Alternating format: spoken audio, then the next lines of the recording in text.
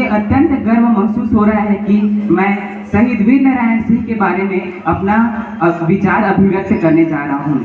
अतीत से ही छत्तीसगढ़ देश का एक गौरवशाली भूभाग रहा है। यहाँ पर सर्वधर्म समभाव की भावना है। ऋषि मुनियों एवं अनेक महापुरुषों ने यहाँ जन्म लेकर हमारे अंचल का नाम रोशन किया है। इस अंचल में अनेक महान विभूतियों ने जन्म लिया तथा यहाँ की माटी को गौरवान्वित किया है। महानदी की घाटी एवं छत्तीसगढ़ की माटी के महान वीर सपूत शहीद वीर नारायण सिंह का जन्म सोना खान में हुआ सन 1795 में। उनके पिताजी का नाम राम साय था। उनके पिताजी सोना खान के एक जमींदार थे। सन 1830 में राम राय की मृत्यु के पश्चात नारायण सिंह 35 वर्ष की आयु में सोना खान के जमींदार बने।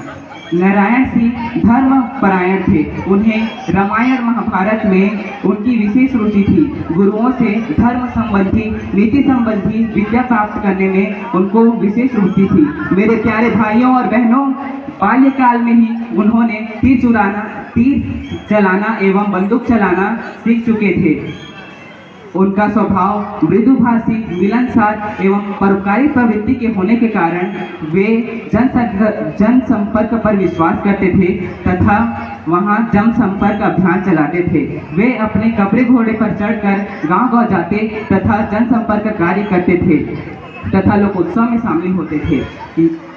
वहाँ उन्होंने अनेक लोक कल्याणकारी कार्य किए, जैसे वृक्ष लगवाना, तालाब खुदवाना और पंचायतों के माध्यम से लोगों की समस्याओं का समाधान कराना। ऐसे बहुत सारे लोक कल्याणकारी कार्य किए। वहाँ सोना खान में राजा सागर, रानी सागर एवं नंद सागर ये तीन तालाब हैं जो शहीद वीर नारायण सिंह के लोक कल्याणकारी कार्य की साक्षी बनी रही हैं।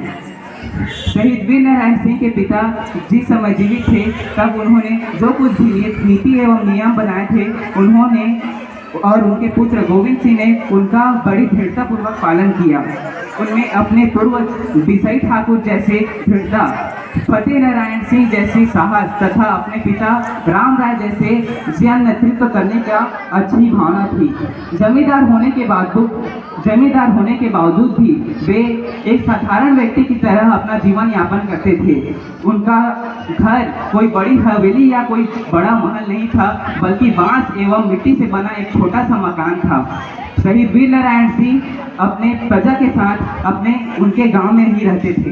सन 1854 के प्रारंभ में नागपुर राज्य के साथ जब हमारे छत्तीसगढ़ को भी अंग्रेजी राज्य में मिलाया गया तब वहां नई कर लगान की नियत किया गया। इस नीति के लिए व्यापक प्रतिक्रिया हुई। शहीद वीर नारायण सिंह ने भी इस नीति का विरोध किया। मेरे प्यारे भाइयों और बहनों, सन 1856 में छत्तीसगढ़ में जब सूखा पड़ा तब वीर नारायण सिंह की जमींदारी के लोग दाने दाने के लिए तरसने लगे। तब वीर नारायण सिंह को पता चला कि खालसा के एक व्यापारी के पास अन्न का विशाल भंडार है। तब वीर नारायण सिंह ने उस व्यापारी के पास आग्रह किया कि हमें कुछ अन्न दे दीजिए, लेकिन उस व्यापारी ने अन्न का एक दाना भी नहीं दिया। तब जाकर वीर नारायण सिंह ने अन्न के भंडारों के ताले तोड़ दिए और उनमें से अनाज को निकाल लिए जितना किसान के भूखे किसान को आवश्यक था। मेरे प्यारे भाइयों और बहनों, नारायण सिंह के चरित्र एवं ईमानदारी का पता इससे चलता है कि उन्होंने जो कुछ भी जितना भी उस व्यापारी के भंडार से लिया था उतना उन्होंने रायपुर के डिप्टी कमिश्नर सी इलियट को पत्र के माध्यम से उन्हें सूचित कर दिया, परंतु अंग्रेज उन्हें गिरफ्तार करने के लिए षड्यंत्र किया तथा अंत में 24 अक्टूबर सन 1856 को उन्हें गिरफ्तार कर लिया गया। परंतु कुछ क्रांतिकारी के द्वारा उन्हें कुछ महीनों के बाद जेल से बाहर निकाल दिया गया। जेल से बाहर निकलने के बाद शहीद वीर नारायण सिंह ने 1857 की क्रांति के लिए छत्तीसगढ़ से नेतृत्व किया। वीर नारायण सिंह ने छापेमारी युद्ध नीति का प्रयोग करके अंग्रेजों के नाक में दम करके रख दिया था। अंग्रेजों की ओर से कैप्टन स्मिथ लड़ रहे थे, परंतु नारायण सिंह के आंदोलन को अंग्रेजों ने कुछ स्थानीय लोगों के मदद से कुचल दिया और सोना खान के जमींदार को बंदी बनाकर रायपुर ले जाया गया। रायपुर ले जाकर स्मिथ ने डिप्टी कमिश्नर इलियट को उन्हें सौंप दिया। रायपुर के डिप्टी कमिश्नर इलियट ने नारायण सिंह को 1857 अधिनियम सेक्शन 6 और एक्ट 14 के अंतर्गत अभियोग लगाया। 1857 की धारा 1 अधिनियम 11 के तहत उस पर फांसी की सजा सुनाई दी गई। 10 दिसंबर सन 1857 को उन्हें फांसी दी गई तथा मृत्यु के बाद उनके शव को तोप से बांधकर उड़ा दिया गया। इस स्थान को वर्तमान में जय स्तंभ चौक के नाम से जाना जाता है। यह स्थान वर्तमान में छत्तीसगढ़ के रायपुर में स्थित है। आम लोगों और ब्रिटिश सेना के भारतीयों में एक प्रतिशोध की भावना भड़क उठी। एक नई क्रांतिकारी आरंभ हुआ जिसे पूरा छत्तीसगढ़ 1857 की क्रांति के नाम से जाना जाता है। इस वीर को सम्मान देने के लिए 1987 में भारत सरकार के द्वारा 60 पैसे का एक डाक टिकट भी जारी करवाया।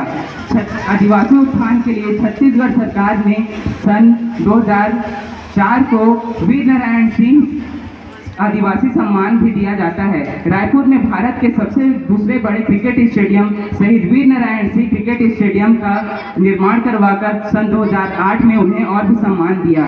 आज इस वीर की गौरव गाथा छत्तीसगढ़ के जनमानस के बीच सुनाई देती है। सोना खान के लोग आज भी इन्हें देवता की तरह पूजते हैं। यह प्रदेशवासियों के साथ पूरे देश में उन्हें एक आदर्श के रूप में माना जाता है। गरीबों के अधिकारों के लिए लड़ने वाले जमींदार को, इस देशभक्त को, इस भारत माँ के सच्चे पुत्र को मैं गर्व के साथ तथा छत्तीसगढ़ के समस्त नागरिकों ने उन्हें इस तरह याद करती है कि वीर नारायण तुम्हारी वीरता एवं बलिदान से आग के शोले निकलते हैं। आज भी सोना खान से शहीदों व सेनानियों के बलिदानी गौरव का प्रतीक देश में तिरंगा झंडा लहरा रहा है आज भी बड़ी शान से। जय हिंद, जय भारत, जय छत्तीसगढ़।